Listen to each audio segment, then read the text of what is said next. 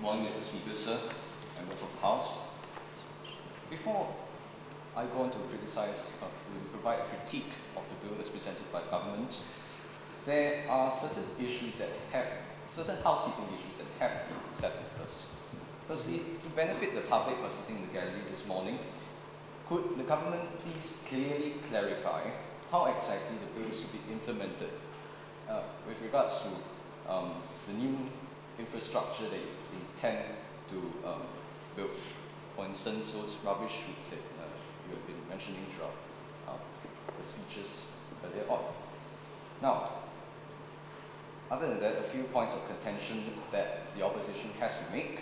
First, the government has mentioned that measures are to be extended to all residential buildings.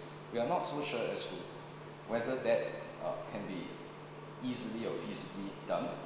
Also, earlier on, the previous member of the House from the government has stated that the provisions in the bill are intended for long term, for say up to 25 years into the future, to be implemented over this long period.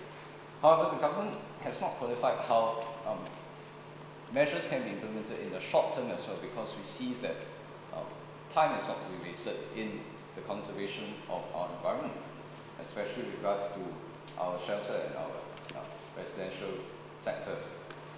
Now, having dealt with those housekeeping issues, Mr. Speaker, sir, I would like to reiterate that I have only three things to raise in my time on the floor this morning.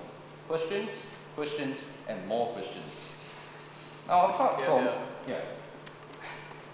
Mr. Speaker, sir, apart from the myriad of issues raised by my side of the House in opposition to the bill, I would like to particularly contend with the integrity of Part 5 on carbon footprint reduction. Simply put, our party fails to see how Articles 11 to 13 will result in much significant, if not real, reduction in Singapore's and Singaporeans' carbon footprint. And I apologize beforehand to the government that I will be a nitpicker in this aspect, a very nasty one as I am now, but nitpicking can be beneficial. Now, while we on the side of the opposition echo the sentiments of the spirit of the bill that the government has promulgated, and agree with the passage of this bill in general, Part 5 is honestly lacking in certain legislative detail. Mr. Speaker, sir, I question the accuracy of its title in the first place, because we believe that the reduction that the government proposes is far too limiting far too limiting to only limit it to the carbon footprint of a particular industry, that is the building and construction industry that will be affected. Allow me to clarify that a carbon footprint, I quote, is a measure of the impact of all our activities on the environment, and in particular climate change, and it relates to the amount of greenhouse gases that are produced in not just construction but also our day-to-day activities. For example, when we burn fossil fuels for electricity, heating and transportation, etc. In this bill, we have to tackle more aspects of human activity in regard to residential properties, because it's not just the construction process that will severely impact that will severely contribute to the carbon footprint of our activities, that the day-to-day activities of our residents, of our tenants, of our lessees who stay in these residential properties have to be taken into account as well.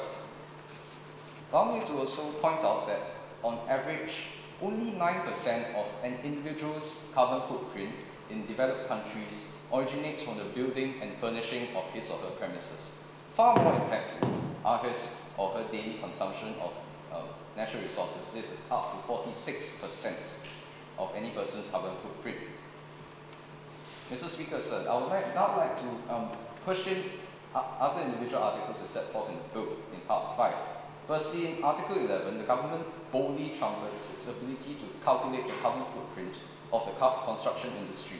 May I know whose expertise will be employed in such calculations, and on what criteria these calculations will be made and how long such calculations can be feasibly undertaken, because we are living in a realistic world, and we are living in reality. We have to take into account that time is of the essence. The government has also complicated such calculations by trying to quantify the positive impact of greenery stipulated in Article 7.4 in Article 11.2. How possible is it for us to calculate everything and subtract the greenery effect on carbon footprint? Furthermore, while I also applaud this bonus, the bonus of the government in setting fixed numerical targets to displace our carbon impact, how realistic is it for us to set these targets? For the House's information, in the United Kingdom, once our mother country has set itself the target of 80% reductions by 2050, whereas in in Article 11, the government has set targets of 100% reduction by 2045. So, in consideration of this, of the feasibility, we should consider making our deadlines more feasible, and but more importantly, our efforts have to be more sustainable regardless of any deadline. Second, more questions on Article 12, the next article on the disbursement of grants and subsidies. May I know from the government at what cost, at whose cost will the provision of such grants amount to, and at what proportion in relation to the criteria as stated in Article 12A, B, and C? More importantly, the article has yet to clarify why only corporations engaged in the construction of residential properties are given preferential treatment. This may distort the economy, so to speak. We should also consider investors or the residents, lessees, or tenants themselves who stay in these residential properties.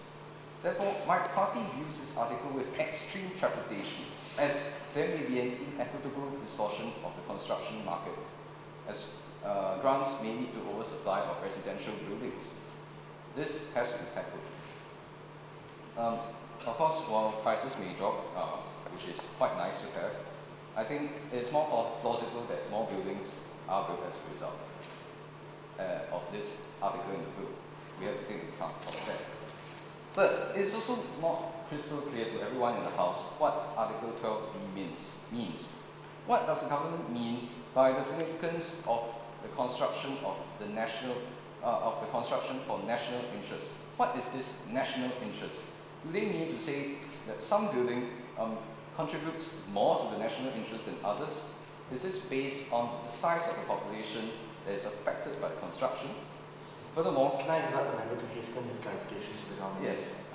Sorry, Mr. Speaker. And also,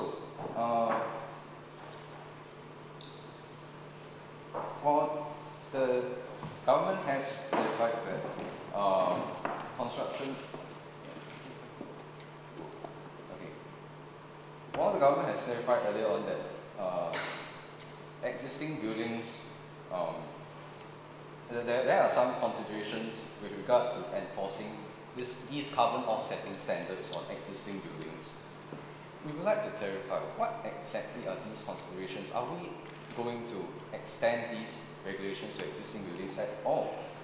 So, in sum, Mr. Speaker, sir, as I have shown, my party colleagues and I are burning with questions. These questions ought to be tackled head-on by the government, and basically the key question that has to be answered is how far will this bill go in bringing about any significant impact in reducing our carbon footprint, because it is so limited to the construction of residential buildings. We also strongly urge the government to consider setting standards and regulations on carbon footprint reduction for more sectors of society as possible, although we understand that this